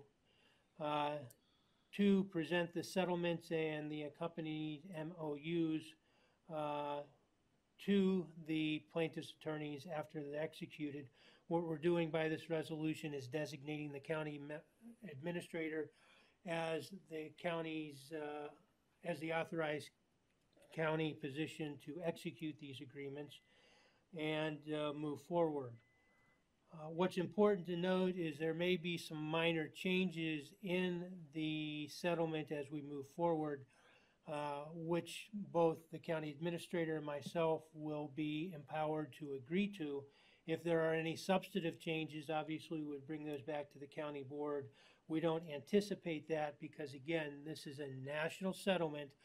The documents that are before you today to execute or to approve for execution are being presented on a national level, basically as they are. They aren't being changed. The other question that has come up is when will money begin to flow? Assuming we get the requisite total participation, the distributors have already made an initial deposit of funds in escrow at the end of September. They will make additional deposits early summer of 2022. And if everything goes exactly as planned, money will start to flow to states and local governments as early as April 2022. The J&J agreement in particular offers opportunity for significant acceleration of payments if state and subdivisions meet specific participation levels. And I think we need to take a step back and take a look at it from the settling defendant standpoint. They want 100% participation so they know that their liability is limited going forward. That's the benefit they gain from this particular settlement. So what we will do if this resolution is adopted is Ken will sign the two memorandums of understanding and the two participation agreements. We will then forward the resolution to the attorneys representing the county, and we will do that well in advance of January 2nd, 2022 to the deadline. We will set up both the designated account for the opioid settlement, and we will also set up, or not set up, but we will deposit money in an account that the state will escrow to provide for attorney fees. The attorney fees, which is the last thing we need to do, I intend to discuss, is something we agreed to when we retained these three law firms back in 2017. We agreed to 25% plus their out-of-pocket cost and disbursements. There is a national fund being set up for attorney fees and out-of-pocket expenses. The law firms that represent Door County will apply to that national settlement fund to have their attorney fees and out-of-pocket disbursements paid. Realistically, we don't expect that that fund will be sufficient enough to pay much more than 5%. So we will still have to pay 20% plus the cost and disbursements. And in fairness to the law firms involved that are representing Door County and all the other counties, the state is going to escrow those funds at the state level until this is all worked out so that the law firms are assured of their recovery. The one distinction I want to make for those of you that have been around long enough and remember the tobacco litigation, when that settlement came through, the money was distributed to the states with the promise to have it flow to local units of government. That never happened. So what was done here is the state was lobbied and I think wisely passed legislation that provided for a distribution of the proceeds in advance. 70% of it goes to local units of government, 30% of it goes to the state, and the money that goes to the local units of government will go directly from the defendants who are setting up an account to pay the local units of government in Wisconsin and elsewhere. It won't go to the state first. So the state never gets its hands on the local units of government share. So the local units of government will have these funds available to use. Again, the only limitation is opioid abatement, and that's a fairly broad category of uses for these funds. So that's my explanation. I don't know if anybody has any questions. There was a lot of material provided to you. I'm sure you all read the 700, 800, 900 pages that were linked and are well-versed. We do have questions, Grant. Okay. Good. Nissa? Okay, you can give me a very Cliff Notes answer without going into a lot of detail, but the allocation percentage, for instance, like Door County, it says 0.282%. Is that kind of based on, I mean, I realize that some areas are much higher. Is that based off of population in the areas, or is it based off of already having higher issues in certain areas than other areas?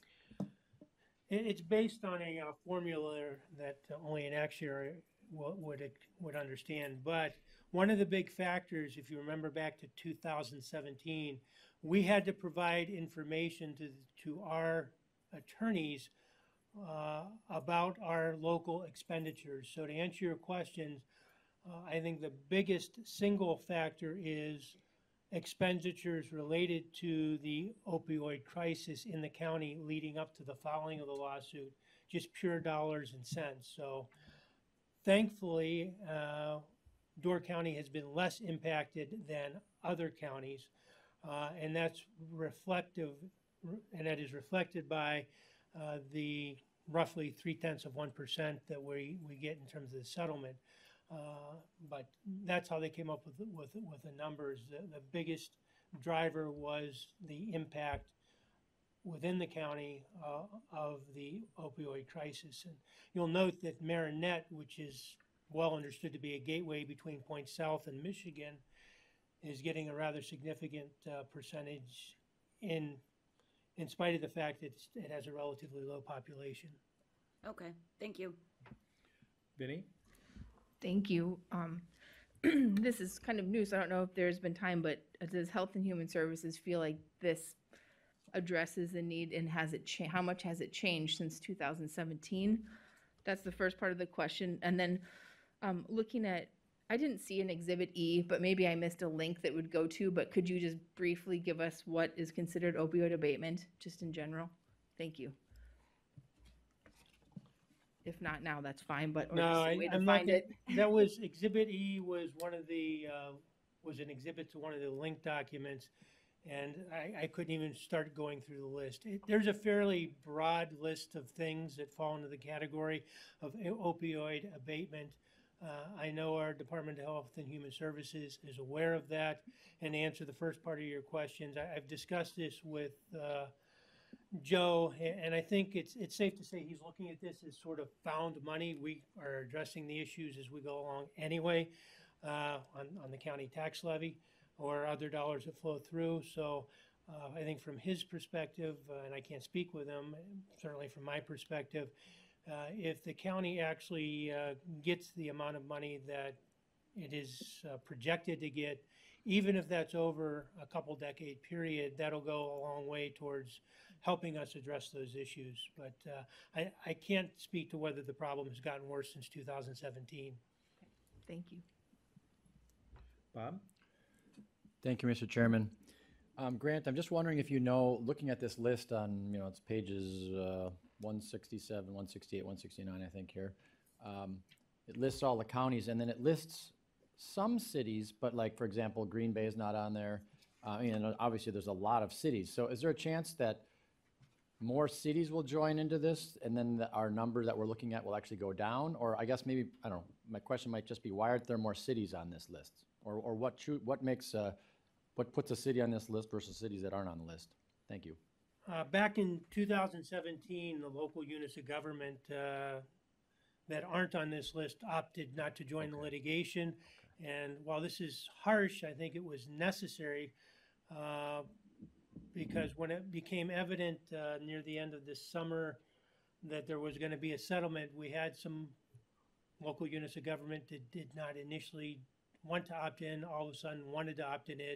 And it was decided, not just in Wisconsin, across the U.S., it was decided that if you weren't in, you weren't going to be able to jump onto the wagon in the 11th hour and participate in the settlement. So to answer your question briefly, a decision was made in 2017 to participate or not participate, and those on the list are the ones that opted to participate.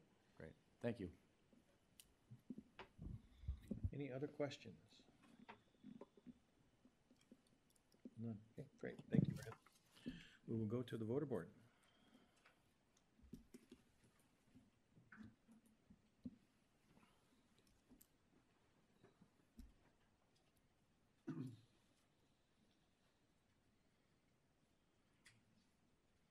That's passed on a vote of 21 yeas, 0 nay.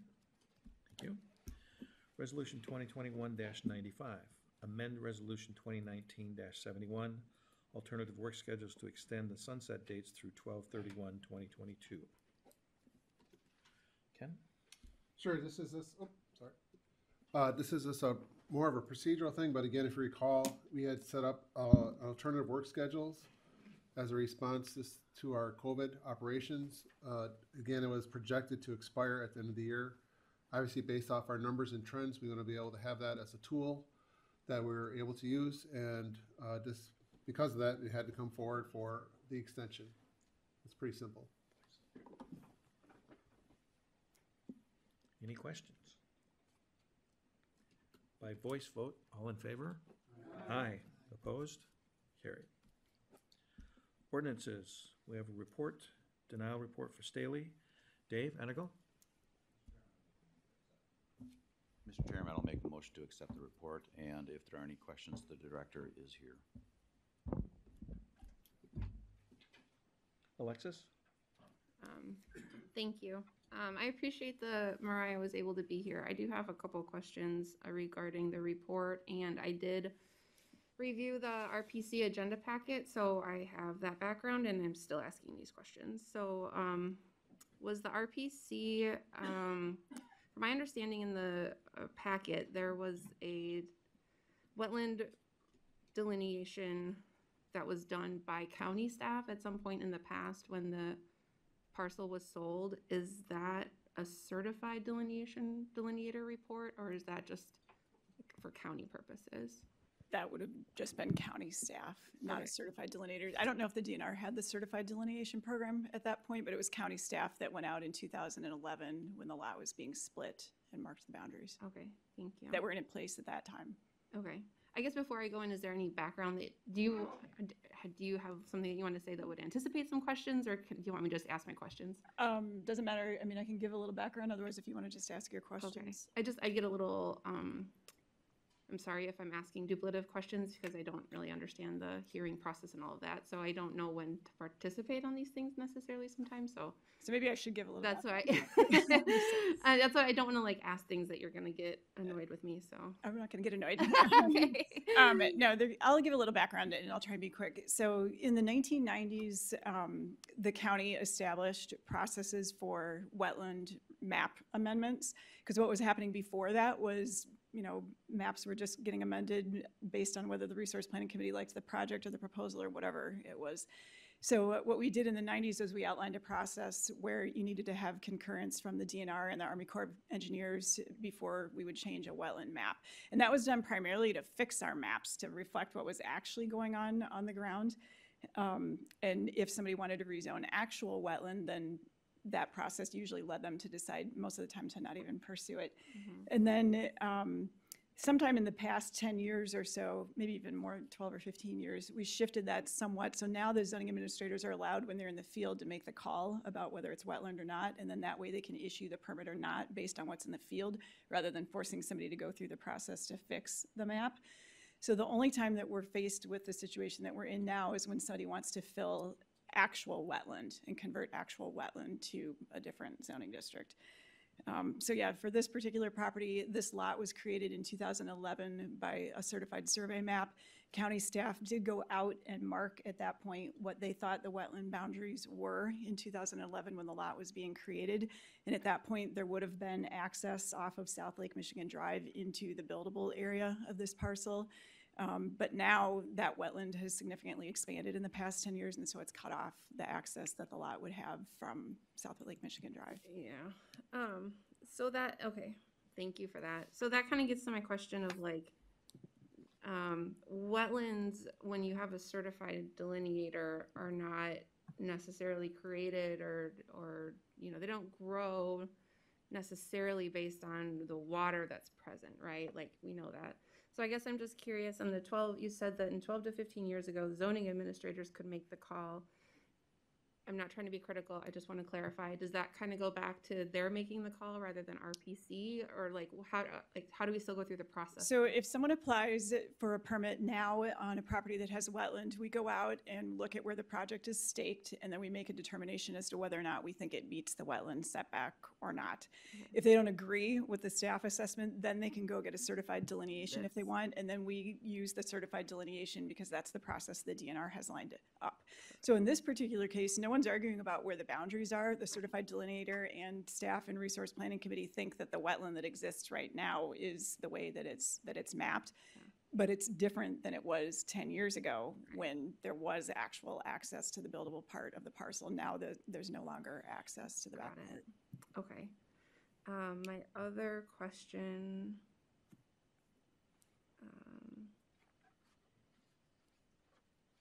Right, sorry. So to the DNR, so the DNR and the Army Corps have to agree, which they have in this, to allow, if they've provided approval, now comes to local authority.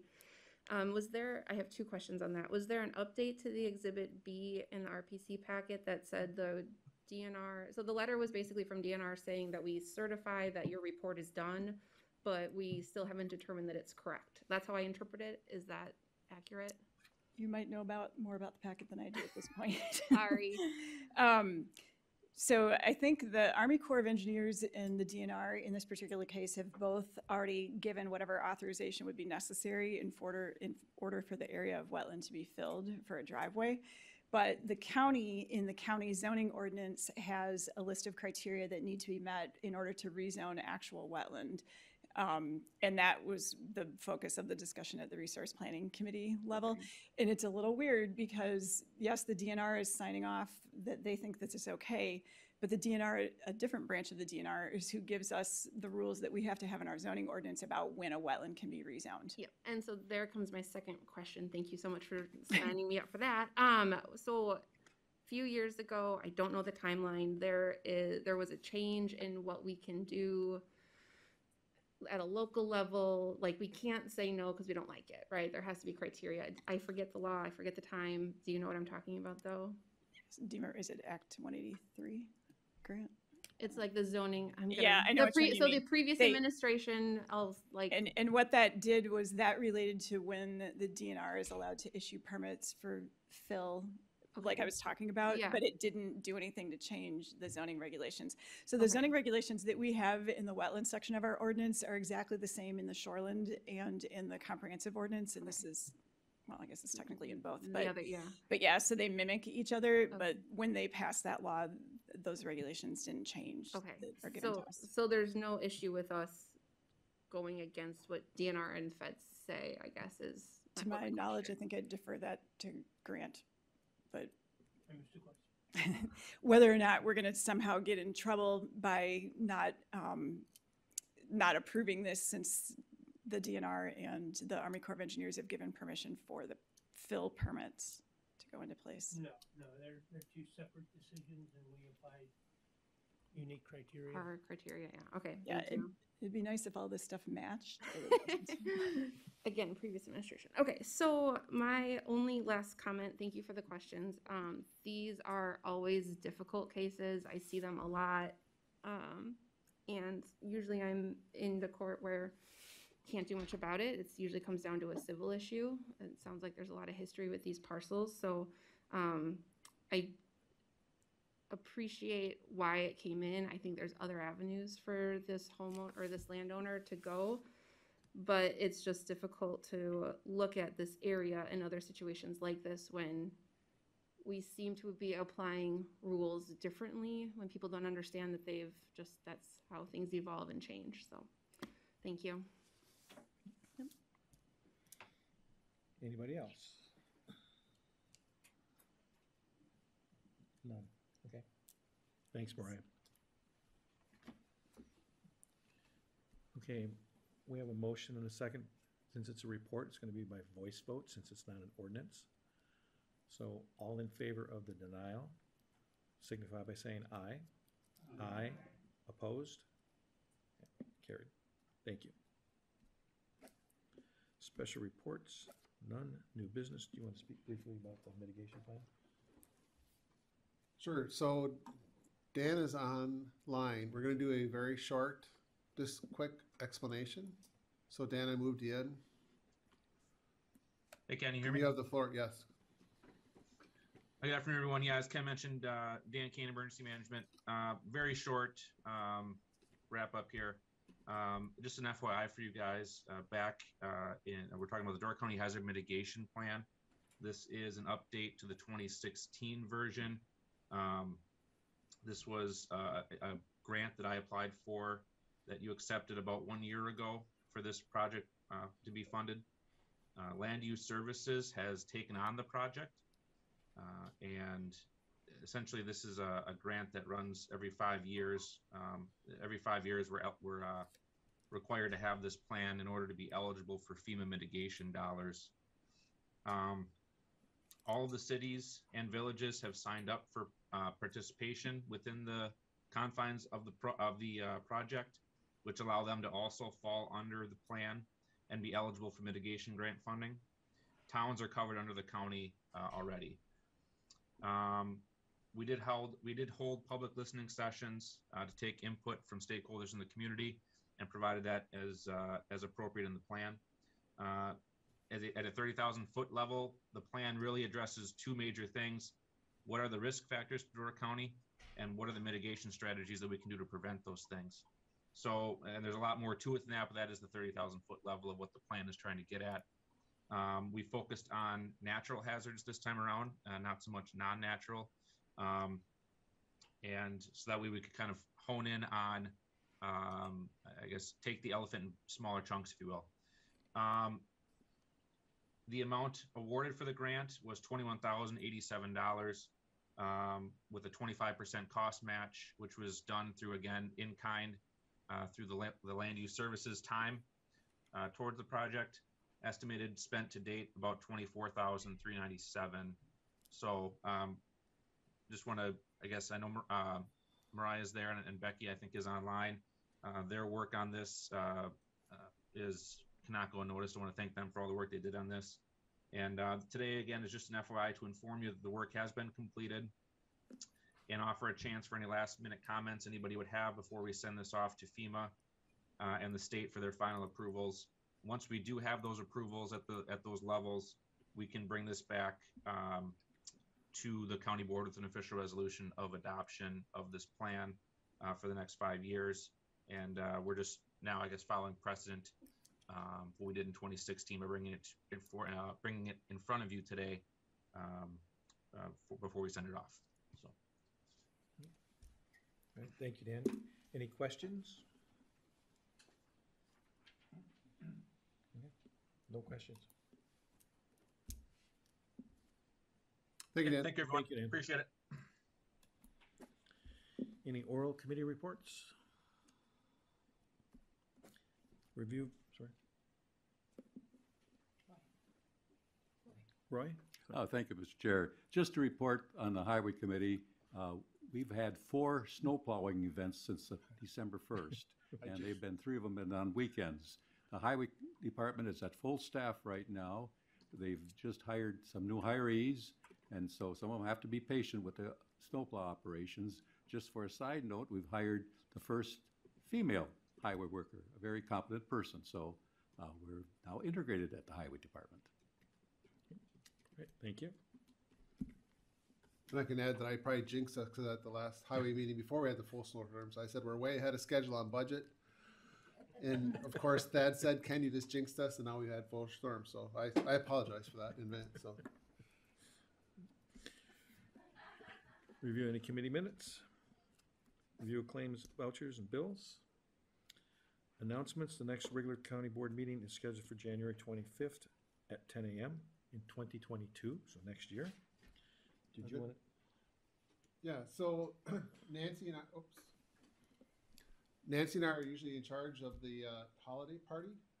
And obviously with the numbers where they're at and the advice of our public health officer, we're looking at least pushing back the holiday gathering. Normally we do that on during January.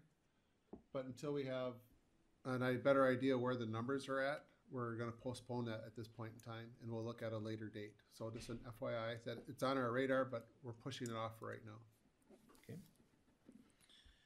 The meeting per diem code is 1214, and I want to take this opportunity, since it's the last meeting of this year, to wish everybody a happy, healthy, and safe holiday season.